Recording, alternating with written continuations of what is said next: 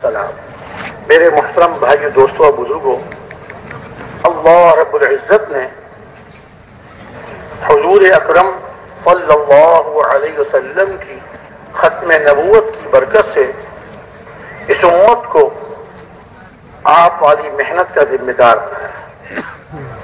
اس امت کا ہر فرد لا الہ الا اللہ محمد الرسول اللہ پڑھنے والا ہے، ہر فرد آپ والی محنت کے ذمہ دار ہے، اور اس امت کو پوری امت کی ذمہ داری دی گئی، اس امت کے ہر فرد کو پوری امت کی ذمہ داری دی گئی ہے۔ دنیا بھر میں جتنے انسان بستے ہیں، مسلم ہوں یا غیر مسلم، سب کی ذمہ داری ہمارے اوپر ہے، سب کی ذمہ داری ہمارے اوپر ہے۔ اور کمی کی بات یہ ہے کہ ہماری عمر کے اتنے سال گزر گئے اور ہم نے اس کو اپنی ذمہ داری نہیں سمجھا، اس کو اپنا کام نہیں سمجھا، حالانکہ یہ بڑا کام، بال بچوں کو پالنا، کمائی کرنا، دنیا کی مشاغل میں لگنا، یہ سب چھوٹے کام ہیں، اور حضور اکرم صلی اللہ علیہ وسلم والا مقصد، آپ والی محنت، یہ سب سے اونچا کام ہے، سب سے اونچا کام ہے۔ دنیا کے سارے کام چھوٹے کام ہیں، اور یہ دین کا کام، یہ بڑا کام ہے۔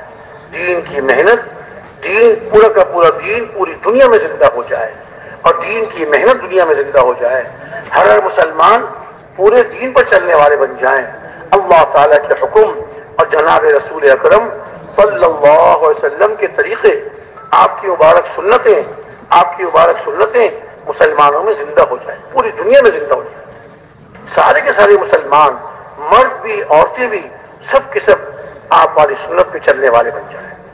مردوں کے چہروں پر حضور کی سنت ہو، مستورات اگر گھر سے نکلے تو با پردہ نقاب ڈال کر، جی اللہ کے حکم کو پورا کرتے ہوئے، اور حضور اکرم صلی اللہ علیہ وسلم کے طریقے سے سارے مسلمان چل رہے ہیں، اس کی محنت کریں، اور ہر مسلمان کو دین کی محنت کرنے والا بنانا ہے۔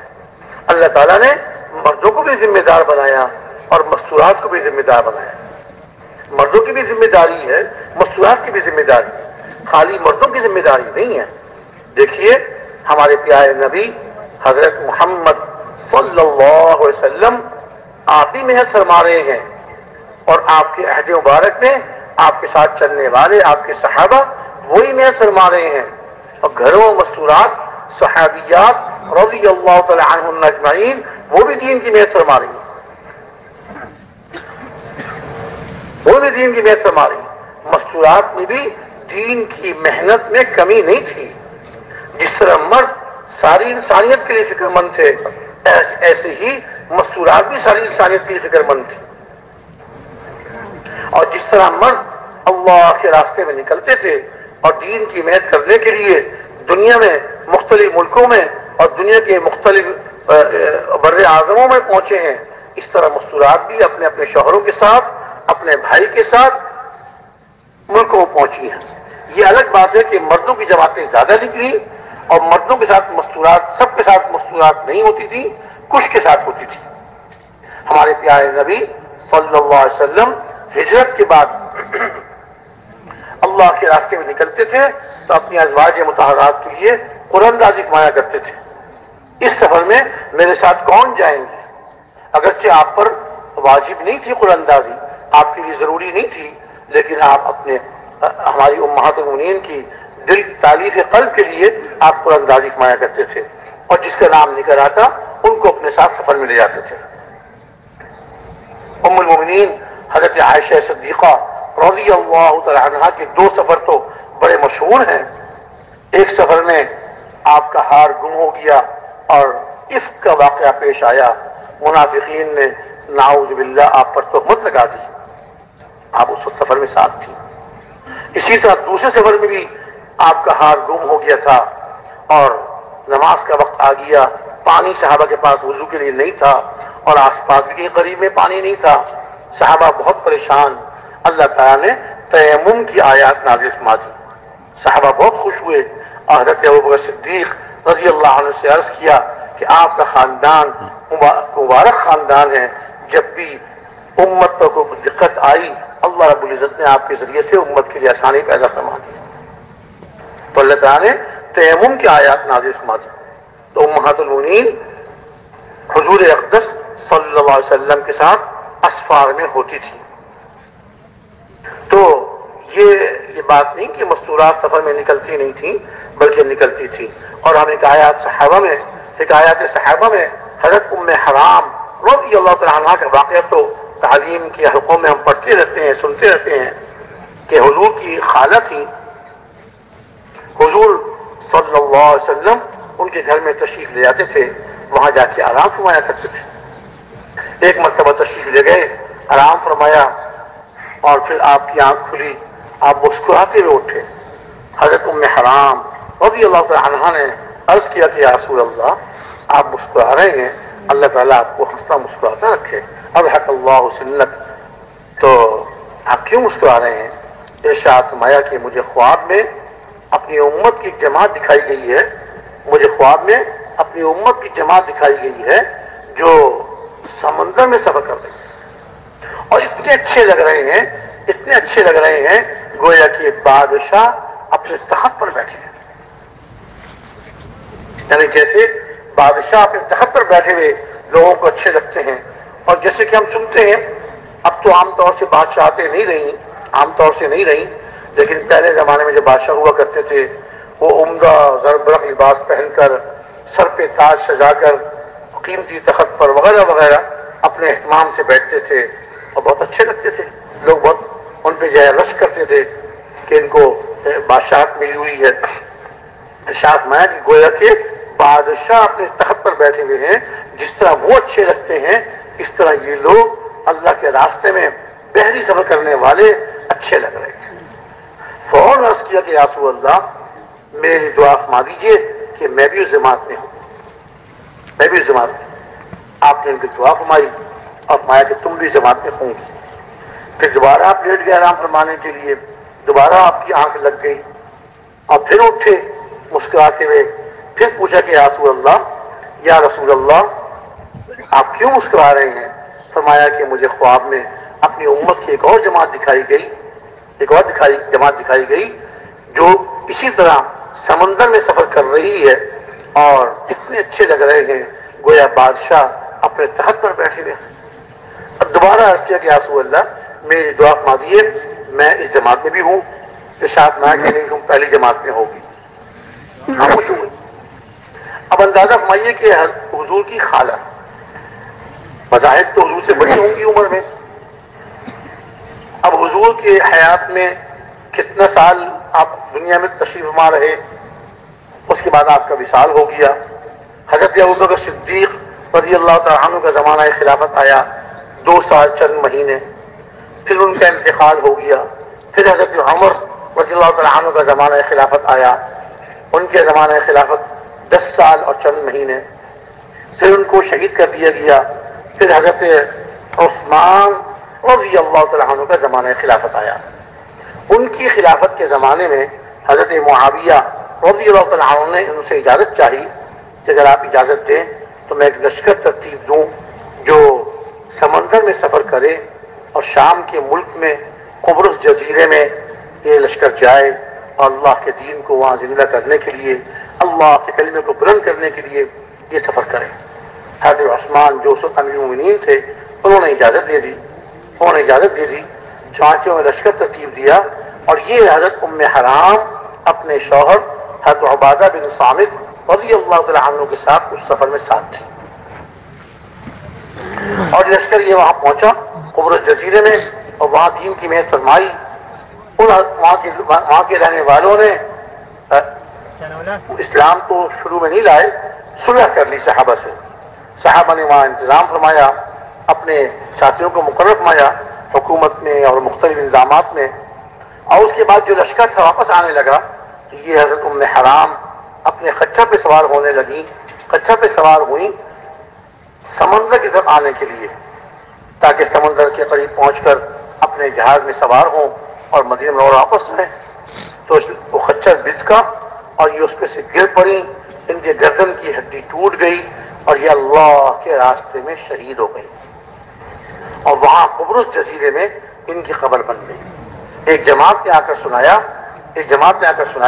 کہ ہم شام کے ملک میں ہماری تشکیل ہوئی اور ہم قبرص جزیرے میں پہنچے اور ہم نے اپنی آنکھوں سے حضرت ام حرام رضی اللہ تعالیٰ عنہ کی قبر کی زیارت کی.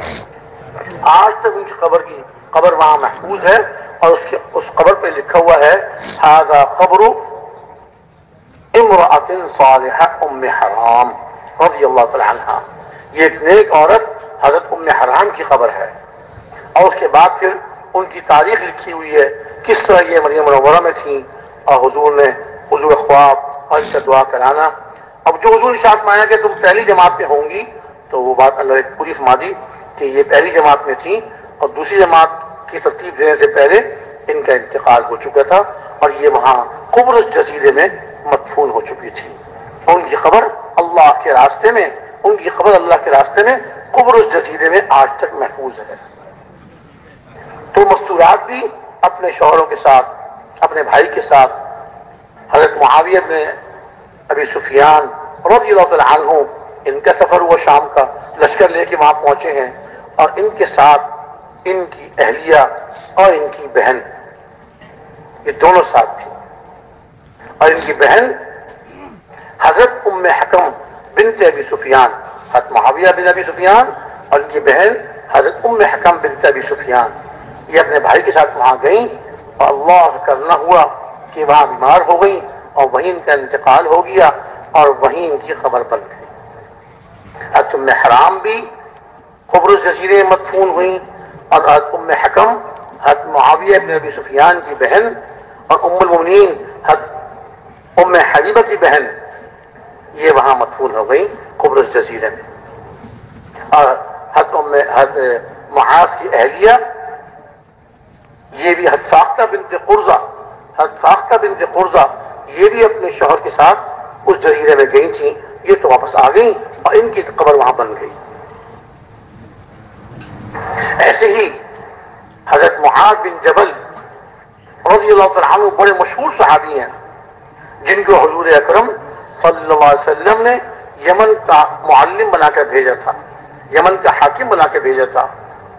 اور ان کا واقعہ اس میں فضائل اعمال میں ہے کہ جب حضور کو روانہ فرما رہے تھے ارشاد فرمایا تھا کہ اے معاذ اب تم جا رہے ہو, واپس آؤ گے تو مجھ کو نہیں پاؤ گے, میری خبر پہ سے گزرو گے, میری خبر پہ سے گزرو گے. حضرت معاذ رونے لگے, آنسو سے رونے لگے. حضور نے منہ دوسری طرف فرما لیا, حضور کے بھی آنسو بہنے لگے. فرمایا کہ جو بھی کہیں بھی ہو میرا کام کر رہا ہے وہ میرا ہے. اور یہ وہاں پہ یمن تشریف لے گئے. یہ وہ حضرت معاذ بن جبل یہ بھی شام کے ملک میں تشریف لے گئے تھے. حضرت خالد بن ولید رضی اللہ تعالیٰ عنہ نے ان کو بھیجا تھا. وہاں شام میں قبرص کے قریب بعلبک ایک قلعہ تھا, اس کا محاصرہ کرنے کے لیے ان کو بھیجا تھا. اور ان کی اہلیہ ان کی بہن ان کے ساتھ تھی. اب میں کر رہا ہوں کہ جس طرح مرد اللہ کے دین کے لیے اللہ کے راستے میں نکلتے تھے اور اللہ کے راستے کی مشقتوں کو برداشت کرتے تھے, ایسے ہی مستورات بھی اللہ کے راستے میں نکلنے کا شوق رکھتی تھی اور اللہ کے راستے کی مشقتوں کو برداشت کرتی تھی.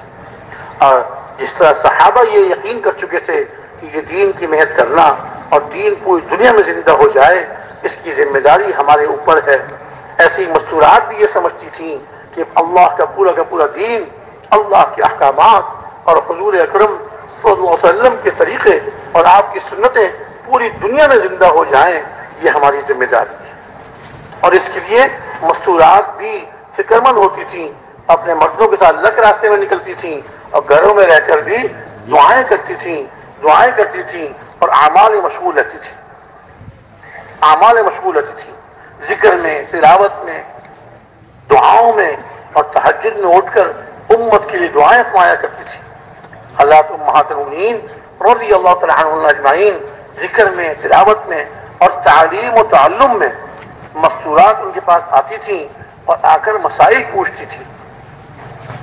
حضور اقدس صلی اللہ علیہ وسلم سے جو مسائل انہوں نے سیکھے ہوئے ہوتے تھے, خاص طور سے مستورات کے مخصوص مسائل, وہ امہات المؤمنین مستورات کو بتا دیا کرتی تھی. اور اسی طرح گھروں کی جو تعلیم ہوتی تھی وہ امہات المؤمنین مستورات کو سکھایا کرتی تھی. تو مستورات بھی، امہات المومنین بھی اور صحابیات بھی، جس طرح حضرت ام حرام رضی اللہ تعالیٰ عنہ کا قصہ حکایت صحابہ میں موجود ہے، اسی طرح حضرت ام شریک کا قصہ بھی ہم پڑھتے رہتے ہیں حکایت صحابہ میں، کہ گھروں میں جا جا کے مستورات کو دعوت دیا کرتی تھی مکہ مکرمہ میں کفار شام و گھر میں آتے تو آ کر دیکھتے کہ گھروں میں جو ہے مستورات، ان کے تو بول بدلے ہوئے ہیں، ان کے تو باتیں بدلی ہوئی ہیں، اور یہ تو ایسی باتیں کر رہی ہیں کہ جس طرح یہ جو بے دین ہو جاتے ہیں، باپ دادا کے مذہب کو چھوڑ دیتے ہیں، نعوذ باللہ بے دین کہا کرتے تھے وہ لوگ، اس طرح کی باتیں کر رہی ہیں۔ یہ کون ہمارے گھروں میں آتا ہے ہمارے پیچھے اور ہماری مستورات کا ذہن خراب کر دیتا ہے؟ کھوج لگاتے لگاتے حضرت ام شریک رضی اللہ تعالیٰ عنہا کا نام آیا، اور اب سب جمع ہوئے کہ کیا سزا دینی چاہیے، یہ تو مکہ مکرمہ میں رہنے کے قابل نہیں ہے اور یہ ہماری عورتوں کو خراب کرتی ہے۔ اب حضرت ام شریک ذمہ داری سمجھتی تھی کہ یہ دعوت دینا اور ایک ایک مستورہ کو اللہ کی طرف بلانا اور بے دینی سے ہٹانا، یہ جو مرد اور یہ مستورات اللہ کے کو توڑ رہے ہیں، اس سے ہٹا کر اللہ کے احکامات پر اور جناب رسول اکرم صلی اللہ علیہ وسلم کے طریقوں پر لانا، اس لیے کہ انسانوں کی، ساری دنیا کے انسانوں کی کامیابی اللہ کے حکموں کی پورا کرنے میں اور جناب رسول اکرم صلی اللہ علیہ وسلم کے طریقوں پر چلنے میں ہے۔ اب انہوں نے جمع ہو کر یہ طے کیا کہ اس خاتون کو مکہ مکرمہ سے نکال دیا جائے، ملک بدر کر دیا جائے، اور جہاں سے شادی ہو کر آئی ہے اس کو وہیں بھیج دیا جائے۔ چند کافر مقرر کیے کہ اس کو لے جاؤ اور اس کو اس کے ماں باپ کے، اس کے میکے میں چھوڑاؤ۔ اب کفار کو جو ناراضگی تھی اور کفار کو جو صحابہ سے اختلاف تھا وہ ان کی دعوت دینے کی وجہ سے تھا، ورنہ مکہ مکرمہ میں تو اور مذاہب والے بھی تھے، نصارہ بھی تھے اور دوسرے مذاہب والے بھی تھے، کفار والے کچھ نہیں کہتے تھے، تو تمہارا اپنا مذہب ہے، ہمارا اپنا مذہب ہے۔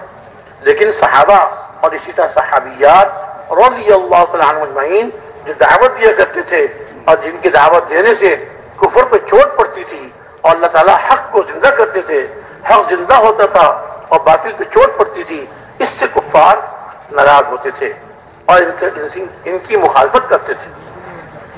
اب یہ حضرت ام شریک اگر ایک جملہ فرما دیتی اب آئندہ میں دعوت نہیں دیا کروں گی، تو کفار کچھ نہ کہتے ان کو، ملک بدر نہ کرتے ان کو، اپنے شہر مکہ مکرمہ سے نہ نکالتے، لیکن یہ ماشاءاللہ صحابیت تھیں اور یہ سمجھ گئی تھی کہ یہ میری ذمہ داری ہے، مستورہ ہونے کے باوجود وہ ان کی اپنی ذمہ داری کو سمجھتی تھیں، اور کفار نے جب یہ طے کیا اس کو برداشت کرنے کے لیے تیار ہو گئی کہ میں مکہ مکرمہ جیسا مقدس اور پاکیزہ شہر چھوڑ سکتی ہوں لیکن دعوت والی محنت نہیں چھوڑ سکتی، دعوت والی محنت جو میری ذمہ داری ہے، اللہ نے میرے ذمہ لگایا ہے، اس کو میں نہیں چھوڑ سکتی۔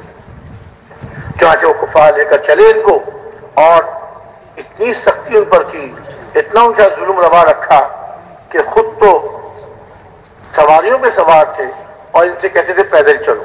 اب عورت ذات کمزور اور پیدل چلتی تھی، عرب کی مکہ مکرمہ کی گرمی، سخت گرمی، گرم ریت، اس پر چلتی تھی پیدل، اور جب یہ کفار کہیں پر پڑاؤ ڈالتے تو خود تو خیمہ لگا کر اپنے خیمے میں جا کے آرام کھاتے پیتے آرام کرتے اور ان کو باہر گرمی میں دھوپ میں چھوڑ دیتے۔ ایک دن، 2 دن، 3 دن گزر گئے، نہ کھانا نہ پینا، پیدل چلنا، تکان سے برا حال، بھوک سے برا حال۔ 3 دن کے بعد ایسی حالت ہو گئی، اب ان کا انتقال ہوا۔ جب انتقال ہوا کفار کو بھی یقین ہو گیا کہ اب یہ بچنے والی نہیں ہے، اور خود ان کو بھی یقین ہو گیا کہ بس اب تو میں دنیا سے چلی جاؤں۔ جب پڑاؤ ڈالا، ان کو باہر دھوپ میں ڈال دیا، خود اپنے خیمے میں چلے گئے، کھایا پیا اور سو گئے اور یہ باہر گرم ریت پر دھوپ میں پڑی ہوئی ہیں، آسمان کی طرف دیکھ رہی ہیں، شاید اب فرشتہ آ جائے، شاید اب فرشتہ آ جائے۔ لیکن جب آدمی دین پر چلتے ہوئے اور دین کی محنت کرتے کرتے استقامت اختیار کرتا ہے، کوئی مشقت آ جائے، کوئی تکلیف آ جائے، اس کو اللہ کی رضا کے لیے برداشت کرتا چلا جاتا ہے، اللہ پاک پھر رحم فرماتے ہیں اور اللہ کی مدد کے دروازے کھل جاتے ہیں، اللہ کی مدد کے دروازے کھل جاتے ہیں۔ اب فرشتے تو آئے نہیں، اللہ تعالیٰ نے آسمان سے ان کے لیے جنت کا ٹھنڈا میٹھا پانی اتارا، آسمان سے ڈول اتر رہا ہے، آہستہ آہستہ آہستہ آہستہ نیچے آ رہے ہیں۔ یہ ڈول کو دیکھ رہی ہیں، جب ڈول ان کے قریب پہنچ گیا اٹھ کے بیٹھ گئیں اور ڈول میں سے پانی پیا۔ بڑا ڈول تھا، کچھ پانی ان کے کپڑوں پہ گر گیا، کچھ پانی زمین پہ گر گیا۔ زمین پہ گرا تو جو ریت گرم تھی وہ ٹھنڈی ہو گئی، کچھ ان کے کپڑوں پہ گرا تو جو گرمی لگ رہی تھی وہ گرمی بھی لگنی ختم ہو گئی۔ اب وہ پانی، جنت کا پانی جو پیا، اللہ تعالیٰ نے اس کے اندر ایسی تاثیر رکھی تھی کہ اس پانی کے پینے کے بعد ان کی بھوک بھی ختم، ان کی پیاس بھی ختم اور ان کی تھکان بھی دور ہو گئی۔ حشاش بشاش تازہ دم ہو کے بیٹھ گئی، اور بعد میں فرمایا کرتی تھی کہ اللہ تعالیٰ نے اس پانی میں ایسی خاصیت رکھی کہ اس دن پانی پینے کے بعد مجھے موت تک پھر کبھی پیاس نہیں لگی۔ اللہ تعالیٰ نے میری پیاس ہمیشہ کے لیے بجھا دی۔ میں گرمی کے موسم میں دھوپ میں لیٹ جایا کرتی تھی، مجھے پیاس نہیں لگتی۔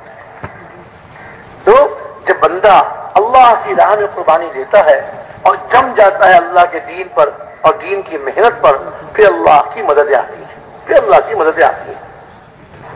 کفار جب سو کے اٹھے، خیال تھا کہ ام شریک تو شاید مر کھپ ہوئی ہوگی، اس کو دفن کر دیں گے، ہم واپس چلے جائیں گے مکہ مکرمہ۔ باہر جو نکلے دیکھا تو حضرت ام شریک رضی اللہ تعالی عنہا حشاش بشاش کہنے لگے، ارے ام شریک تو نے کہاں سے کھایا، تو نے کہاں سے پیا؟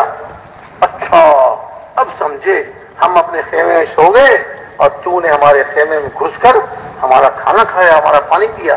فرمانے لگی، نہ میں تمہارے خیمے کے اندر گئی اور نہ میں تمہارا کھانا کھایا، نہ میں تمہارا پانی پیا، جا کر اپنے کھانے پینے کو دیکھ لو۔ اچھا جب انہوں نے ڈول میں سے پانی پیا اور ان کی پیاس بجھ گئی، ان کی بھوک ختم ہو گئی، ان کی اللہ تعالیٰ نے اس پانی کی برکت سے اللہ تعالیٰ نے ان کی تھکان بھی دور کر دی۔ تو جیسے ڈول آسمان سے نیچے اترا تھا، ایسے ہی اللہ تعالیٰ کے حکم سے وہ ڈول واپس آسمان کی طرف چلا گیا۔ اب کفار اپنے خیمے بھاگتے ہوئے گئے، جا کر دیکھا تو ان کا کھانا، کھجور وغیرہ جو بھی کھانا تھا وہ جو کا توں رکھا ہوا ہے، پانی جو کا توں رکھا ہوا ہے، کسی نے اس کو ہاتھ نہیں لگایا۔ پھر باہر نکلے اور کہنے لگے، ام شریک جب تو ہمارے خیمے میں نہیں آئی، ہمارا کھانا نہیں کھایا، پھر تو نے کہاں سے کھایا؟ یہ تیری حالت کیسے بدل گئی؟ انہوں نے سارا واقعہ سنایا۔ اللہ رب العزت نے ان کی استقامت، ان کے جمنے پر اللہ تعالیٰ نے ان کافروں کے لیے ہدایت کا دروازہ کھول دیا اور وہ کلمہ پڑھ کے وہ کافر مسلمان ہو گئے۔ یہ ہمارا کام محنت کرنا ہے، اور اللہ کے راستے میں پھرتے پھرتے کوئی تکلیف آ جائے، کوئی مشقت آ جائے، اس کو اللہ کی رضا کے لیے برداشت کرنا ہے۔ اللہ پاک اس کو قبول فرما کر امت کے لیے ہدایت کے فیصلے فرمائیں۔ اللہ تعالیٰ قبول فرما کر امت کے لیے ہدایت کے فیصلے فرمائیں۔ تو میرے محترم بھائی دوست بزرگوں، ہم سب مردوں کی ذمہ داری ہے کہ جیسے ہم خود اللہ کے راستے میں نکلیں، اپنی مستورات کی بھی فکر کریں، ان کی ذمہ داری، یہ ذمہ داری بھی ہمارے اوپر ہے۔ دیکھیے جیسے ہم اللہ کے راستے میں نکلتے ہیں، اللہ رب العزت اپنے راستے میں نکلنے پر ہم کو اپنے دین کی فکر نصیب فرماتے ہیں، اور پوری دنیا میں دین کی زندہ کرنے کا شوق اور ولولہ اور دین کے لیے محنت کرنے کا اللہ پاک ہمیں ایک جذبہ نصیب فرماتے ہیں۔ ایسے اپنی مصنوعات کو لے کے اللہ کے راستے میں جائیں گے، اللہ تعالیٰ ان کے دلوں میں بھی دین کی محنت کرنے کا شوق اور جذبہ، اور صحابیات کی طرح اور امہات المومنین کی طرح رضی اللہ تعالی عنہم اجمعین، ان کی طرح ہماری مصنوعات کے دلوں بھی دین کا اور دین کی محنت کا شوق پیدا ہوگا۔ یہ ہماری ذمہ داری ہے۔ اگر اپنی مصنوعات کی ہم نے فکر نہ کی، ان کے دین کی، ان کی نمازوں کو کیا حال ہے، قرآن پاک پڑھتی ہیں کہ نہیں پڑھتی، اللہ کا ذکر کرتی ہیں کہ نہیں کرتی، اللہ کے حکموں پہ چل رہی کہ نہیں چل رہی۔ دیکھیے ہمارے گھروں میں دین آ جائے، ہمارے گھروں میں ہمارے بچے دیندار بن جائیں، اس کے لیے ضروری ہے کہ ہماری مستورات کا ذہن دین والا ہو، دیکھیے مرد تو صبح کو اپنے کام پر چلے جاتے ہیں، شام کو اپنے کام سے واپس آتے ہیں، دن بھر بچے کس کے پاس رہتے ہیں بھائی؟ مستورات کے پاس، اپنی ماؤں کے پاس، اپنی بہنوں کے پاس۔ تو اگر ہماری مستورات، ہماری بیویاں، ہماری بہنیں، ہماری بچیاں، ان کا ذہن دین کے مطابق ہوگا، اللہ کے حکم پر چلنے کا جذبہ ہوگا، تو ہمارے بچوں کا ذہن بھی وہی بنے گا۔ اور خدا نہ خواستہ، اللہ نہ کرے، ہم نے ان کے دین کی فکر نہ کی اور ان کے دلوں میں دین کی محنت کا جذبہ نہ بنا، اللہ کے دین کو زندہ کرنے کی فکر ان کے اندر پیدا نہ ہوئی، ساری امت کے اندر اللہ کا دین زندہ ہو جائے، ساری مستورات کے اندر اللہ کے دین کی فکر زندہ کرنے کی فکر پیدا ہو جائے، اگر یہ ہماری مستورات میں فکر پیدا نہ ہوئی تو میرے بھائی دوستوں بزرگوں، اور ہمارے گھروں میں دینداری نہ ہوئی، اللہ کے احکامات نہ ہوئے، ہمارے بچے کبھی دیندار نہیں بن سکتے، کبھی دیندار۔ حدیث پاک میں آتا ہے کہ ہر دنیا میں آنے والا بچہ کل مولود یولد علی الفطرہ فابواہ یحودانہ او ینصرانہ او یمجسانہ۔ دنیا پیدا ہونے والا ہر بچہ اسلامی فطرت پر پیدا ہوتا ہے، اسلامی فطرت پر پیدا ہوتا ہے، پھر اس کے ماں باپ یا اس کو یہودی بنا دیتے ہیں، یا نصرانی بنا دیتے ہیں، یا مجوسی بنا دیتے ہیں۔ ہمارے بڑے، ہمارے اکابر ارشاد فرماتے ہیں، گھروں کا جیسا ماحول ہوگا ہمارے بچے ویسے بنیں گے۔ اللہ نہ کرے، اللہ نہ کرے، اگر گھروں میں یہودیت والا ماحول ہوا، نصرانیت والا ماحول ہوا، مجوسیت والا ماحول ہوا، تو بچے پھر یہودیت والے، نصرانیت والے اور مجوسیت کے ذہن والے بنیں گے۔ یہ ہو نہیں سکتا کہ گھروں کا ماحول تو یہودیت والا ہو اور بچہ اللہ کا ولی بن جائے۔ اللہ اپنی قدرت ظاہر فرمانے کی الگ بات ہے، اور عام طور سے تو گھروں کا جیسا ماحول ہوتا ہے بچے ویسے بنتے ہیں۔ اس لیے میرے محترم بھائی دوست بزرگوں، اپنی مستورات کی دینداری کی فکر کرنا اور ان کے لیے ان کو اللہ کے راستے میں لے کے نکلنا اور ان کا وقت لگوانا، یہ انتہائی ضروری ہے، انتہائی ضروری ہے۔ اور اپنی مستورات کا بھی اور ساری امت کی مستورات کی فکر کرنا، ساری امت کی مستورات کی فکر کرنا۔ ملکوں میں جتنی مسلمان مستورات ہیں ان کی ذمہ داری بھی تو ہمارے اوپر ہے، جیسے مردوں کی ذمہ داری ہمارے اوپر، ایسے مستورات کی ذمہ داری بھی ہمارے اوپر۔ وہ بھی تو حضور کی امت ہی ہیں، مستورات بھی تو حضور کی امت میں ہیں، ان کے اندر دین زندہ ہو جائے۔ ملکوں میں وہاں کے مرد یہ بار بار تقاضا کرتے ہیں کہ جس طرح مردوں کی جماعتیں بھیجتے ہیں، اس طرح ہمارے ملکوں میں مستورات کو بھی بھیجیں، تاکہ ہماری مستورات آپ کی مستورات کی دینداری کو دیکھ کر، ان کے دین والے لباس کو دیکھ کر، ان کے دین کے اعمال پہ چلنے کو دیکھ کر ہماری مستورات بھی اعمال پہ چلنے والی بن جائے۔ ہماری جماعت کرغستان کے ملک میں گئی۔ کرغستان یہ روس کی ایک ریاست ہے، کئی سال پہلے کی بات ہے، جبکہ ہمارے مفتی زین العابدین صاحب، حضرت قاضی عبد القادر صاحب، بھائی محمد افضل صاحب رحمۃ اللہ علیہ، بھائی محمد لطیف صاحب، یہ ہمارے جو بزرگ دنیا جا چکے ہیں، اللہ تعالیٰ ان سب کے درجات کو بلند فرمائے، ہماری طرف سے، پوری امت کی طرف سے ان کو بہترین بدلہ عطا فرمائے۔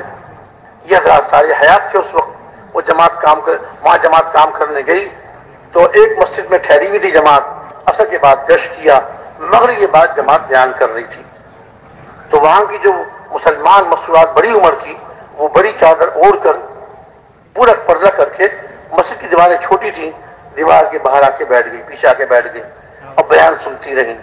جب بیان ختم ہوا، تشہیر ہوئی، دعا ہوئی، تو یہ مستورات کھڑی ہو گئیں اور ہمارے پاکستان کے ساتھیوں کو، جماعت جو گئی ہوئی تھی، ان مردوں کو مخاطب کیا اور ان سے کہا کہ دیکھیے، آپ کے بزرگ یہاں پر مردوں کی جماعتیں بھیجتے ہیں، ہمارے مرد آپ لوگوں سے دین سیکھتے ہیں اور ان کے اندر دین کا شوق پیدا ہوتا ہے، اور آپ کو دیکھ کر آپ کی ترغیب سے وہ اللہ کے راستے میں نکلتے ہیں۔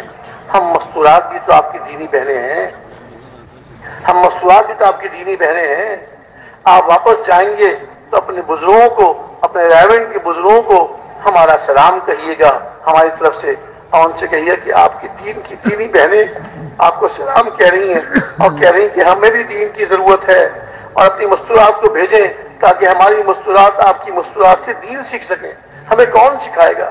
70 سال ہم لوگ ظلم کی چکیاں پستے رہے، اور سب سے بڑا جرم ہمارے ملک میں کلمہ پڑھنا، اللہ کا نام لینا ہمارا سب سے بڑا جرم تھا، جس پر کسی کو بخشا نہیں جاتا تھا اور اس کو جیل میں لمبے عرصے کے لیے یا اس کو قتل کر دیا جاتا تھا۔ اللہ نے ہمیں توفیق عطا فرمائی، جیسے کیسے بھی ہم نے اپنے دین کو کلمے کو باقی رکھا۔ اب ہم مستورات کس سے دین سیکھیں گے؟ اس لیے اپنے بزرگوں کا ہمارا سلام کریے گا۔ آپ لوگ ہی بزرگ ہیں، ہمارے ہی بڑے ہیں، ہمارے بزرگ ہیں، اور ان سے کہیے آپ کی دینی بہنیں کہتی ہیں کہ ہماری جماعت بھیجیں مستورات کی۔ یہ جماعت واپس آئی، اللہ کی شان جب واپس آئی تو یہاں رائے میں ماہانہ مشورہ چل رہا تھا، ہمارے سارے بزرگ جمع تھے۔ یہ جماعت پہنچی واپس، اور اس نے آ کے ماہانہ مشورے کی مجلس میں سب بزرگوں کو وہاں کی کارگزاری سنائی اور وہاں کی مستورات کا پیغام پہنچایا۔ ہمارے بزرگوں کی گردنیں جھک گئی، آنکھوں سے آنسو بہنے لگے، اور فرمایا کہ ہماری بہنیں صحیح کہتی ہیں، ہماری دینی بہنیں صحیح کہتی ہیں، ان کی بھی ہم فکر کرنی ہے، ان کی بھی ہم فکر کرنی ہے۔ اور پھر انہوں نے کہا کہ ابھی جماعت بناؤ، ابھی جماعت بناؤ، اسی مجلس سے جماعت بناؤ۔ تو الحمدللہ اسی مشورے کی مجلس میں جماعت بن گئی۔ پھر بزرگوں نے فرمایا کہ جو جماعت کام کر کے آئی ہے اس کے بھی ایک یا دو ساتھی اپنی مستورات کو لے کے اس جماعت کے ساتھ جائیں۔ تو وہ دو ساتھی جو ہے دوبارہ اس جماعت میں گئے، اور وہ جماعت وہاں مستورات کو لے کر گئی، اور اللہ نے ان سے خوب کام لیا، خوب کام لیا۔ اور اللہ کا شکر ہے کہ وہاں کی مستورات نے خوب دین کو لیا اور نمازیں سیکھی، نمازیں، اور کتنی مستورات پردے میں آ گئی۔ اس طرح مختلف ملکوں سے خطوط بھی آتے ہیں، ہماری جماعتیں جاتی ہیں، زبانی بھی ان کے مرد کہتے ہیں کہ اپنے یہاں سے مستورات کی جماعتیں بھیجیں تاکہ ہماری مستورات میں دینداری آئے اور ان کی آخت بن جائے، ان کی آخت بن جائے، وہ اللہ کو راضی کرنے والی بن جائیں، ورنہ ہماری مستورات کی آخت تو تباہ ہو رہی ہے۔ کون ان کو بتائے گا؟ کون ان کو بتائے گا؟ تو میرے محترم بھائی دوست بزرگوں، اپنی مستورات کا ہم وقت لگوائیں، اپنے گھروں میں ہم تعلیم کے حلقے قائم کریں، اور اہتمام کے ساتھ گھروں میں تعلیم کے حلقے ہوں، اور گھروں میں دین کی باتیں ہو رہی ہوں، دین کی باتیں ہو رہی ہوں، اور دین کے مذاکرے ہو رہے ہوں، اور مستورات اللہ کے ذکر میں، قرآن پاک کی تلاوت میں اور اعمال میں اپنے وقت کو لگا رہی ہوں۔ گھر کے کاموں کو مختصر وقت میں کر کر باقی سارا وقت اعمال میں لگائیں۔ لیکن یہ جبھی ہوگا جبکہ ہماری مستورات کا بھی ذہن بنا ہوا ہوگا، اور ہمارے گھروں کے ماحول ایسے نہیں ہیں، ہمارے گھروں کے ماحول آج ایسے نہیں ہیں کہ ہماری مستورات گھروں کے ماحول میں رہتے ہوئے دیندار بن جائیں اور دین کی فکر پیدا ہو جائے۔ اس کے لیے تو ہمیں اپنے گھروں کو چھوڑ کر اپنی مستورات کو لے کر اللہ کے راستے میں نکلنا ہوگا، اور ان کا وقت لگوانا ہوگا، تو انشاءاللہ پھر ان کے اندر دین کی فکر پیدا ہوگی اور دین کے اعمال کا شوق پیدا ہوگا۔ تو ہمارے کون سے بھائی ایسے ہیں کہ جنہوں نے اپنی مستورات کے 15 دن لگوا لیے؟ ذرا ہاتھ اٹھا کے دکھائیں۔ اوہو، بہت تھوڑے ہاتھ اٹھے۔ ہمارے حضرت مولانا احسان صاحب مدثر اللہ علی جب جماعتیں یہاں آتی ہیں تو ان سے پوچھتے ہیں اپنی مستورات میں کتنا وقت لگوایا؟ کہتے ان کا وقت تو نہیں لگوایا۔ بات ہے کہ آپ خود تو الحمدللہ ملک کے اندر پھر رہے ہیں اور ملک کے باہر 7 مہینے کے سال کے لیے جا رہے ہیں، یعنی گویا آپ خود تو تبلیغ کے آسمان پہ اڑ رہے ہیں، اور اپنی مستورات کو آپ نے اتنا بھی موقع نہیں دیا کہ وہ تبلیغ کی زمین پہ چلنے والی بن جائے، سروزے بھی نہیں لگوایا۔ اچھا اتنا بتا دیجئے کہ آپ میں سے کتنے بھائی ایسے ہیں جنہوں نے اپنی مستورات کے سروزے لگوائے؟ الحمدللہ، یہ تو کچھ ہاتھ الحمدللہ کافی ہاتھ اٹھ گئے ہیں، لیکن بھائیوں سروزہ کافی نہیں ہے۔ 3 سروزے لگ جائیں، 4 سروزے لگ جائیں، پھر اپنی مستورات کو لے کے 15 دن کے لیے تشکیل کروائیں۔ 15 دن لگ جائیں پھر چلے کے لیے لے کر آئیں ان کو، چلہ لگ جائے تو پھر انشاءاللہ اپنے مرکز کی شورا والوں کے مشورے سے 3 مہینے کے لیے ملکوں میں لے کر جائیں۔ جس طرح اللہ تعالیٰ ہم سے کام لیں، پوری دنیا کی ہمارا عزم ہے کہ وہی آپ سب کو پوری دنیا میں جانے کا عزم ہے کہ نہیں بھائی؟ سب کا عزم ہے نا بھائی؟ پوری دنیا میں جائیں گے، اللہ کے دین کو زندہ کریں گے انشاءاللہ۔ اسی طرح بھائی جس طرح ہم سب کا پوری دنیا میں جانے کا عزم ہے، اس طرح اپنی مستورات کے لیے بھی عزم کریں کہ اپنی مستورات کو بھی لے کر انشاءاللہ پوری دنیا میں جائیں گے۔ بتائیے کون سے بھائی تیار ہے پوری دنیا کی مستورات میں جانے کے لیے؟